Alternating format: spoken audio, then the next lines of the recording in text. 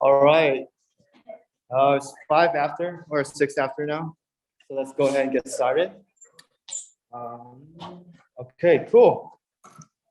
Hello, everyone. Welcome to the HTML and CSS lecture.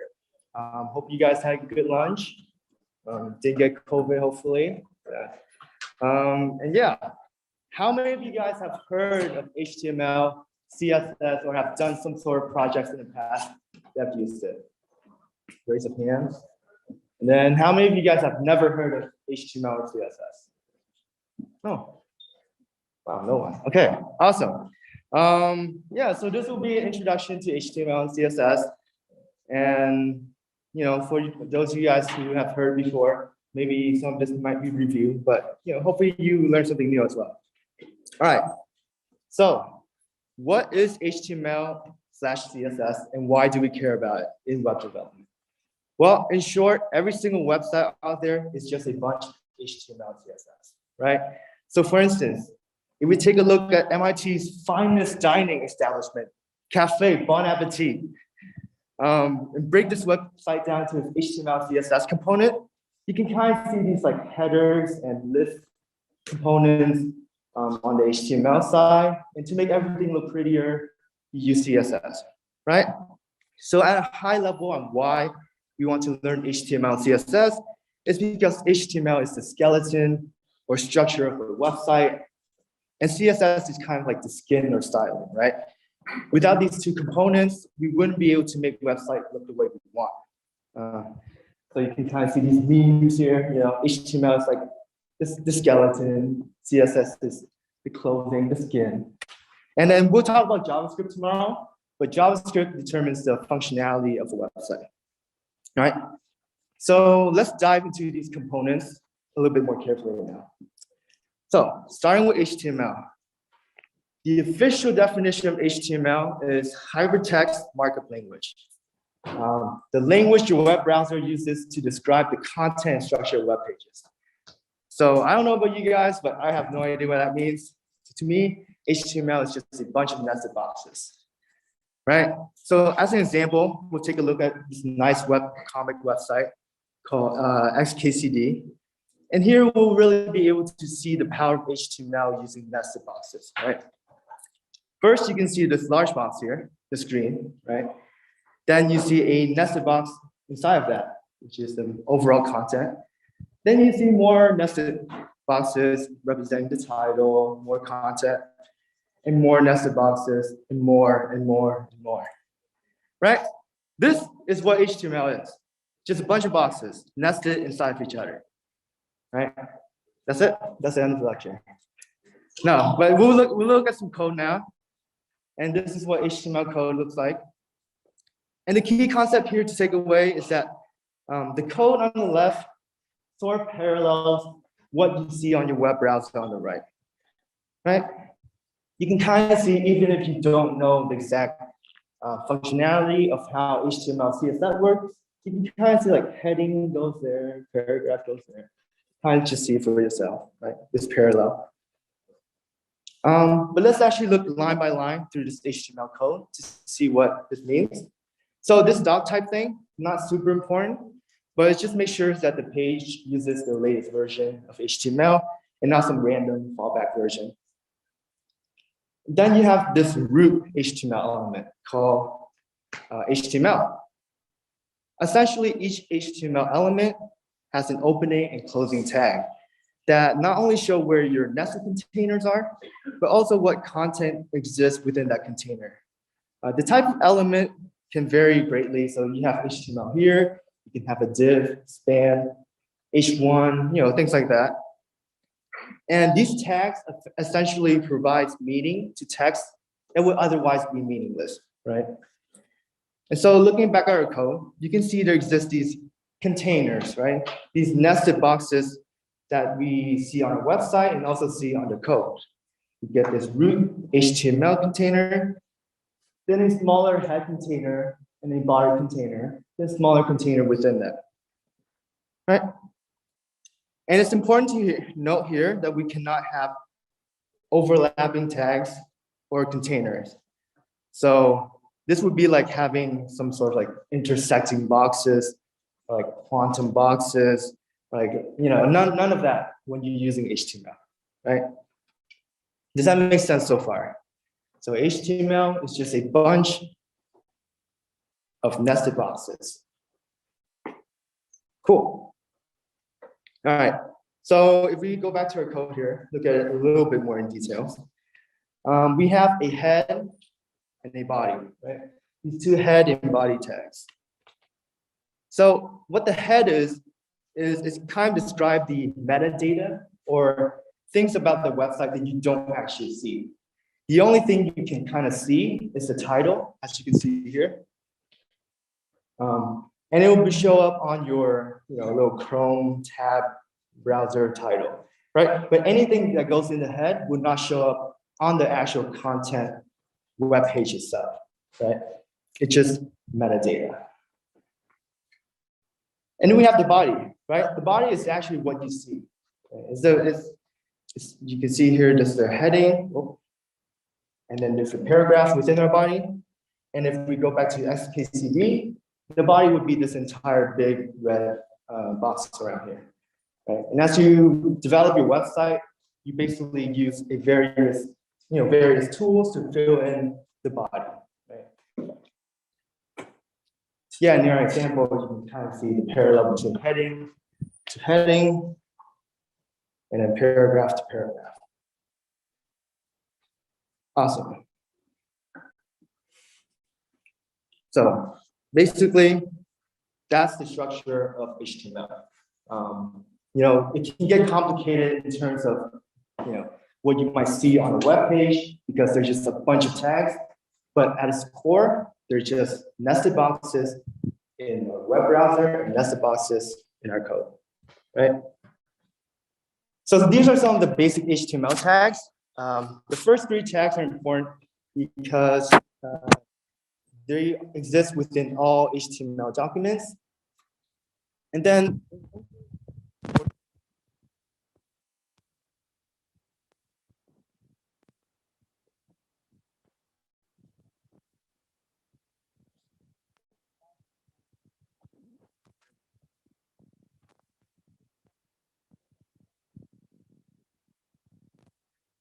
essentially, you can build entire websites from divs and spans. You wouldn't want to do that, and I'll tell you why, but yeah. So HTML head and body exist within all of our HTML documents, and div and spans are the generic tags. So another important part of HTML is called HTML attributes, right? What HTML attributes allow you to do is to customize the behavior and appearance of the elements themselves, right? Basically, in this example here, we can modify the element tag name by setting its attribute ABC to be equal to the value XYZ. Might be sort of confusing at first if you just see this, but we'll go through some examples, so hopefully we'll clear that up. First off, one thing you can use HTML attributes for is to insert links, right? So to do that, you can use the element A, which basically means anchor. And then we can use the href attribute to set what our link is. And once we click on the content, we'll go to that link. So for instance, if we go A for anchor, href equals weblab.mit.edu, and then we put the text link to weblab in it, it allows us to click on link to weblab to redirect to weblab.mit.edu. Right? So pretty straightforward, but what's important here to know is that the use of our attribute and value pair, href, link to weblab, provides meaning to our anchor tag that would be meaningless otherwise, right? So these HTML attributes provide more meaning and more description to what our HTML elements are, right? Another example is inserting images, right? Where we can set the source attributes to be something like pushing.gif, right? And then I also want to introduce another concept here called a self-closing tag. In this case, you can see that there's no content that exists between the opening and closing tag. So what we can do here is actually just cross this out and drop it so that it's a self-closing tag, right? It's a cleaner way of doing it. And this is how you typically insert images into your HTML documents. But this is called a fully self-contained HTML element.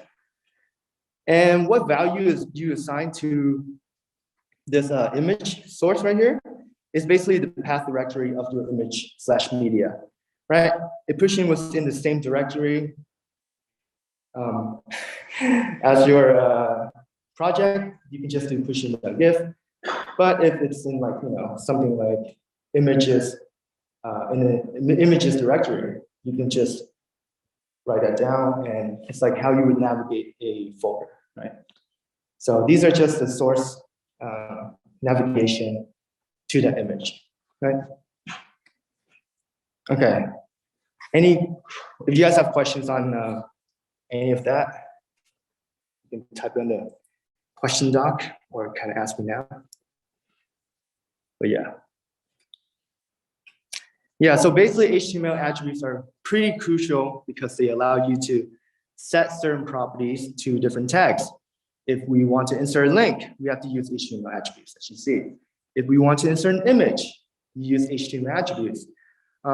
Later on, when we talk about CSS, it will be also how we connect CSS and HTML. Basically, anytime we want to provide meaning and change the behavior of certain HTML elements, you want to use HTML attributes, right? Am I going too fast, too slow?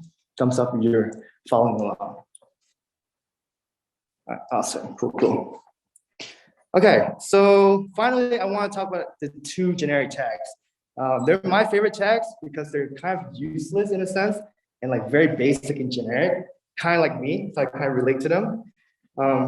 It's the most basic tag you can think about, and it's your default tag if you want to think of a generic box to place any sort of content in. Essentially, you can actually build an entire website out of these div and span tags with the right formatting and styling, but you shouldn't. So for instance, if we have our example back here again, and we put a div tag, you wouldn't see any change reflect onto our website itself. But now we have a box, right? And you might think to yourself, why do we need a box? And I'll actually let you guys think about that for a little bit more before I tell you the answer. Because I do think once we talk about CSS and styling and do our workshop, you kind of understand more about why we want to just do like these random boxes in our websites. Right? But yeah, there are a lot of tags. If you haven't seen these tags before, it can be a little bit overwhelming, right? There's 140 plus different tags. There's a nav tag, a span tag, unordered list, ordered list, a bunch of different H tags for headings and so forth, right? I'll give you guys a little secret. To learn these tags, you want to Google. Yay! You just use Google to look up things you are confused about, right? For instance, if you want to look up what a span tag is, you can look on Google and say that it has no meaning at all. Basically, it's just like a div tag, but it's inline, and you guys can use Google on your own time to sort of like explore that a little bit more, right? But that's the real way to learn web dev, is to Google. All right. When you use Google, though, you should use this resource called MDN. We recommend MDN at Web Lab because up until 2020, it was people's jobs to maintain the website. But then MDN is a great resource, right? It has clear documentation, clear explanation. So when you use Google to look up different tags, different JavaScript components, or things like that, recommend using MDN. Yeah, W3 School does show up a lot. If you guys have done any sort of personal projects or look up some random HTML stuff, W3 School is usually the #1 search result, but it's not that great. It's kind of outdated, and you should try to default to MDN when you can. All right, so why not just use div, right? Why couldn't we just use div if it's the most basic component and it's easy for us to just make random boxes here and there without providing any meaning and description, right? Right? And the reason why it could be bad is because of semantics, right? And there might be better options than to just use div, right? Div itself is a pure container. It doesn't inherently represent anything.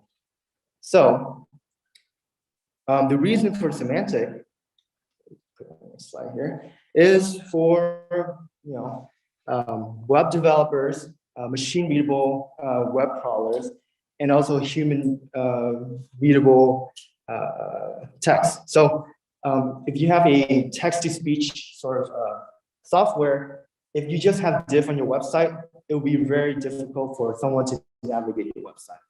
But if you had a heading div and you had, or a heading element and a body element with a paragraph, one can easily navigate your website using text-to-speech. And I can go on and on about semantics. I recommend you guys, if you guys want to learn more, you can just sort of look at these videos here. But don't just use div, even though you might feel like, hey, it's the easiest thing to do, right? MDN is your friend when it comes to that, and finding some other tag that's not a div tag. All right, that's basically all you need to know for the basics of HTML. And yeah, so the most important thing to take away is HTML is just a bunch of nested boxes, right? And then to provide more meaning and context to your HTML elements, you use something called HTML attributes, right? And that's basically it. Any questions before we move on to CSS? Yeah. Yeah. So that's a good question. I'll go back to this right here, right? So originally, if you didn't have div, you would have separate boxes for heading and paragraph, right? But once you have div, you have this new container that you basically just created. And then, so when we're talking about CSS, you can apply some, let's say I want a border, for this div box, right? I can do that now that I have a div element surrounding both of those things, right? I couldn't do that otherwise if I didn't have this div element. That's mainly the main thing that people use div for, is to provide more styling. But like you can essentially make an H1 tag using just div. But again, like because of semantics, because of machine crawlers and things like that, you don't really want to do that.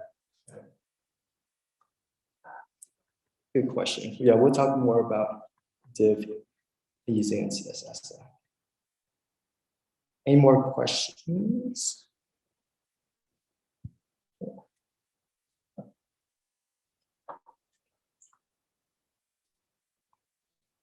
All right, awesome.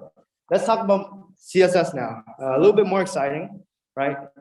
So what is CSS? It stands for Cascading Style Sheets, right?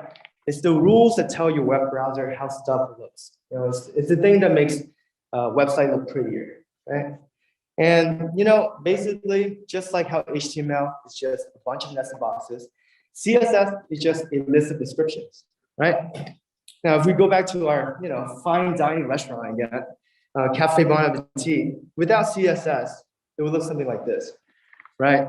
It would just look like pretty chaotic, ugly, distasteful, kind of like me on a Monday morning. But this is what it is without CSS. We need CSS, right? We need CSS to make handsome Squidward. We can't just have him be a bone, right? And what CSS looks like is this, right? This is the code for CSS. And you have a selector, which is basically the element that you're targeting to change. In this case, you have a div element, right? And then you have a property, which is what you're changing for that selector. So in this case, we're trying to change the color property of this div to be red. And red would be the value corresponding to that property, right? Basically, this is all the CSS is. As you build your website, it can get more and more complicated, but at the core functionality of how your website looks and how pretty it is, it's just a bunch of these rule sets being repeated throughout your website, right? Okay, so for instance, let's go back to our hello.html example.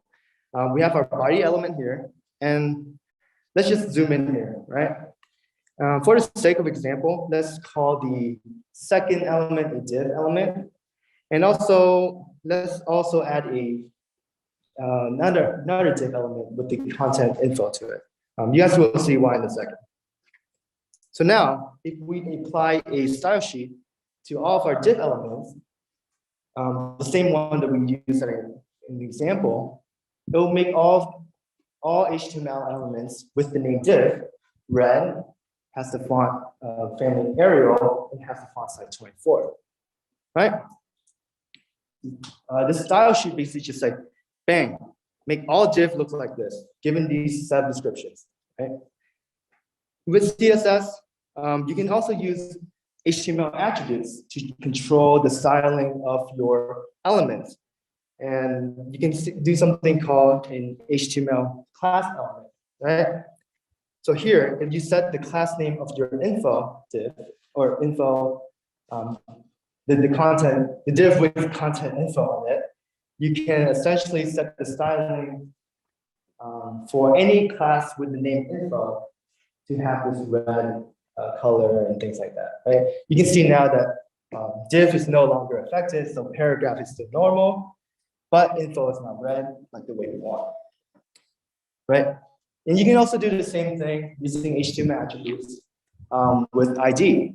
And in this case, anything with the ID unique will have the color red, right? And there are differences between ID and class that I want to touch on. But these three ways are the main ways that you can essentially tie CSS and HTML together using HTML attributes, right? You can change the div element using an ID, you can change it using a class, or you can change it using the actual HTML element itself, right? So three main ways of changing HTML element to have some sort of styling. Yeah, so what are the differences between between ID and class, right? So first off, an element can only have one ID, whereas a class can have multiple IDs. So for instance, if you had something like, slide, please. Uh-oh. Okay, if you have something like this, you can see that a div can only have one ID, but a div can have multiple classes, right? I think more importantly though, IDs must be unique in a document while you can use the same class on multiple elements. So say you want to make a lot of different elements in your page to have the font color red. If you were to use ID, you have to use a new ID for every single element rather than reuse the same class across multiple elements. So there's this one-to-one relationship between ID and an HTML element, right? You can't have multiple IDs per element, and you can't have multiple elements per ID, right? So because of this, so this is also how you would define these things in your CSS file, right? You use a period or a dot for your class and a hashtag for your ID, right? But because of this, we do recommend to just use classes for CSS style, right? It opens up more opportunities to make your code more modular, ready for change later on. And overall, ID is just like a very, it's not a very good way of applying CSS style. So please, if any of you guys go to office hour and I look at your code and I see some IDs in there, I'm gonna cry, all right? So please don't do that. Classes only. All right, so combining HTML and CSS. So we have this hello.html file. How would we connect it to a CSS file, right? It's basically simple, quite simple. you use this HTML element called link, right? You define the relationship to the style sheet, and you have the href to point to where your style sheet is. And that's basically it. That's how you would tie style sheet with your HTML document. So that's basically it for CSS. Important thing to take away is that there are three main ways you can apply some CSS to your HTML, right? You can target the element itself. You can target the ID, don't do this. And you can target using class, right? But you can kind of see how HTML and CSS kind of go hand in hand using HTML attribute. And HTML is just a bunch of nested boxes, and you make those boxes more colorful or look better using CSS, right? Awesome. Any questions on CSS there?